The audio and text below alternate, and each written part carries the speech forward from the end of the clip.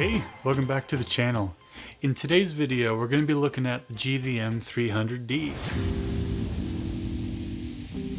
Now, to not cause any confusion, this 300D is not daylight, it is bicolor. The daylight version of this light is called the 300S. I don't know why, but thought you should know. And also a quick notice is that if you are looking to purchase this light, after watching this video, you're like, you know what?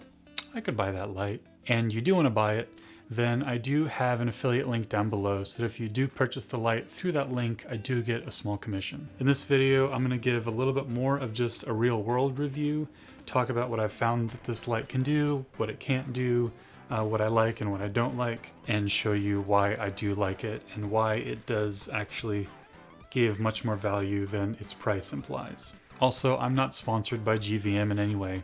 I'm just talking about this light because I enjoy it and I think it is a really great light. The first thing that I like about this light is that it is much cheaper than your average 300 watt light. Really the only light that compares to this in a general price range is the Nanlite, I think FS300B, which is Nanlite's 300 bicolor light.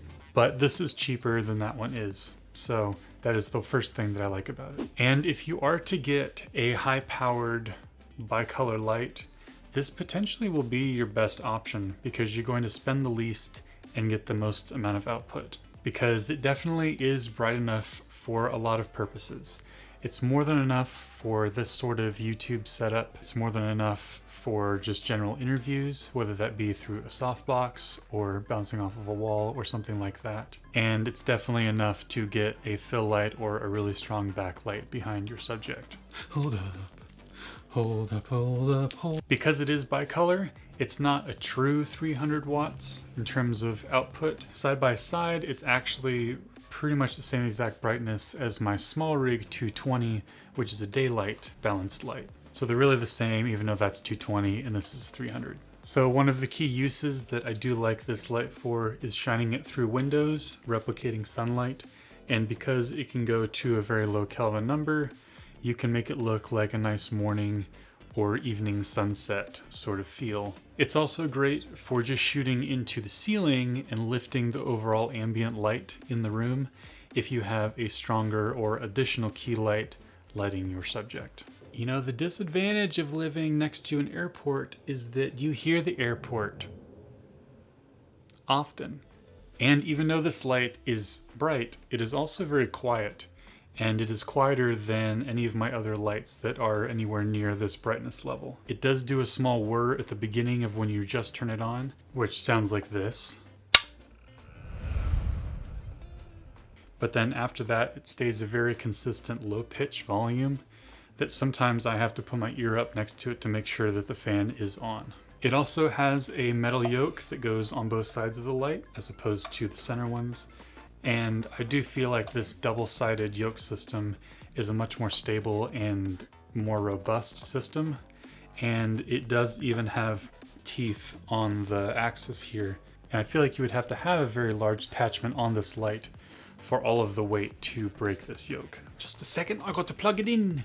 And when buying lights that are high intensity but lower budget, a lot of times you run into the problem of the light going bright, which is fine, but not dimming down very far, so you have a very small range of brightness in reality. This light dims down to 1% and is very dim considering how bright it can go at 100%.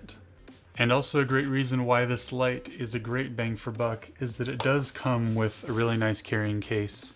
A lot of its competitors don't come with that. So I do think that is a really nice feature that definitely makes it worth the buy. And it is also not a styrofoam filled case, it just has separators like a camera bag would with the Velcro.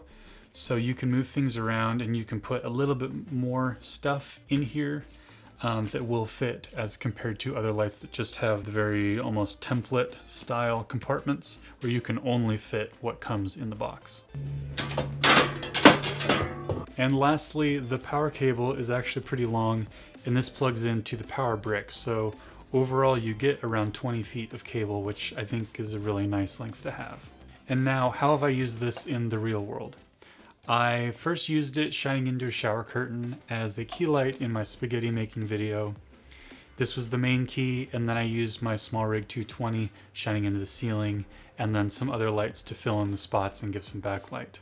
I've also used this in the woods, plugged into a generator at night, and we had fog going off in the background, and this kind of illuminated the woods and the fog to give a nice background. I've also used it on a TV pilot, shining into the wall or shining into a shower curtain. And I've also used it for setups just like this, because on my last video I reviewed the SmallRig 220, and this light needed to be my key so I could use the SmallRig to demonstrate. But that's about all I have to say about this light. I do really like it. It's been really useful for the time that I've had it, and it hasn't broken anywhere, and it's been doing a really solid job.